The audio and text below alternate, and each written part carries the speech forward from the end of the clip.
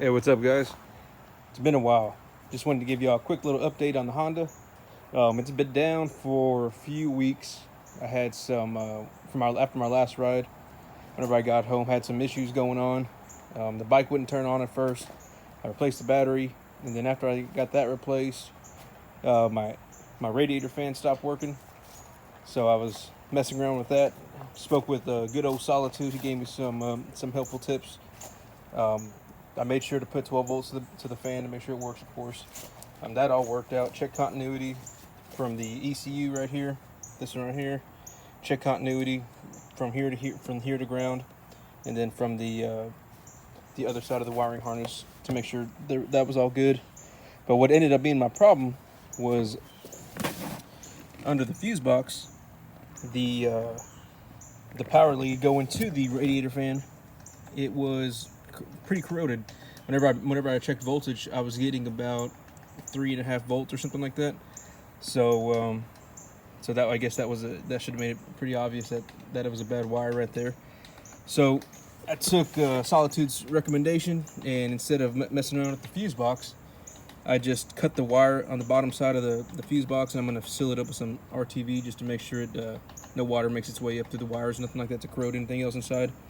And I got this little mini fuse holder right here and just spliced in the lines right here. And so now it all works as it should. So that's all good.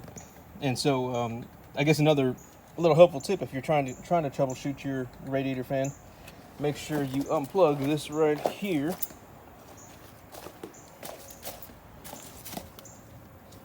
This little plug right here, that's your I guess your temperature sensor for the motor. And so if you unplug that, it makes the motor think that it's overheating, so it'll turn on the fan and everything. So you can just kind of help you in the troubleshooting process. But on top of that, so like I said, put that fuse in there. I replaced my battery. Also, I got my fuel controller in finally. I know it's mounted upside down, but that's just how the wiring goes. So it is what it is. Got that put in there. I'm gonna try to mess with the tuning a little bit. Hopefully today I'm gonna go out and just mess around a little park close by, just so I can get the fuel tuning right. Also, I was checking my four-wheel drive lights were also blinking, so I was checking my relays and the diodes in here, and of course when I was pulling out some of the relays, I ended up cracking them. So I ordered a few of those to replace, to have some new ones on standby. So those will be here by next week, and then I'll probably just clean out the old ones and just put some silicone around the casing that it cracked. But yeah, so as long as I keep the water out of there, the four-wheel drive light works. Because right now it's good. It's not blinking no more. Four-wheel drive's engaging and everything. So we're good for the moment. It's dried right now. But that's one thing to check. If your four-wheel drive lights are blinking and everything, check all the relays and diodes in here. My contacts are pretty dirty, so I'm gonna clean those up whenever I replace them, and I'll probably put some dielectric grease. Unless if someone recommends not putting that in there, then I won't do that. So on top of that, I took the front cover off when I was troubleshooting with the radiator coolant fan, and so I also cleaned out the radiator some. It's a whole lot better. My fault. Didn't mean to drop y'all. So it should be a whole lot better. You can actually see some daylight through there now. This is actually my first time kind of seeing from this angle too. So, but I got some coil cleaner. Hey, look at that. I don't know how my freaking radiator's not leaking yet. Those damn fins are pushed back all the way in there.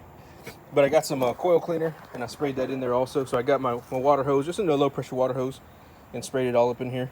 And then so I don't mess up anything else. Looks like I missed a little spot right there, but oh, maybe not. It's all right. But anyways, so I got my water hose, and just kind of cleaned it out as best as I could. And I got that coil cleaner and sprayed it in there pretty liberally, and let it sit for a few minutes, and then I sprayed it out. And while I was at it, since I was able to kind of see the winch and everything, it was all dirty. So I pulled that out and soaked it in some soapy water for a little bit and rinsed it off. And same thing with the tiger tail. But getting it all buttoned up right now, I need to clean that out some. I'm just trying to do a little bit of TLC while I got some of the stuff apart. I tightened up my exhaust header, I guess, going in. It was a little loose. And fortunately, I had my what is that called? My O2 delete, because the fuel controller, and you need to have your O2 delete whenever you put the fuel controller in. And EJK Dobek Dobek Performance, they're the ones that make this EJK fuel controller.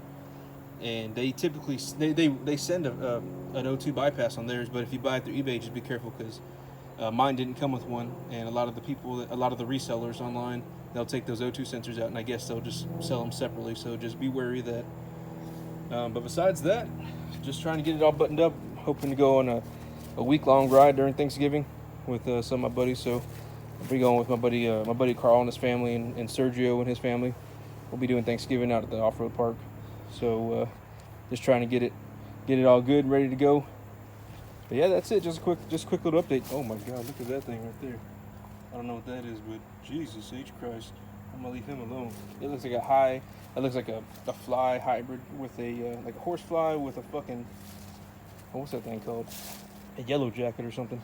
Not gonna mess with him. But yep, there's the Rubicon. Seen better days. Oh, and also the day before we go on our week-long ride, I'm gonna be riding over there by Solitude, so I'm gonna drop it off with him and just have him go ahead and do some. I'm gonna have him replace my one-way bearing on this thing, because it's a little. It's not working anymore. I'll just free spool down hills.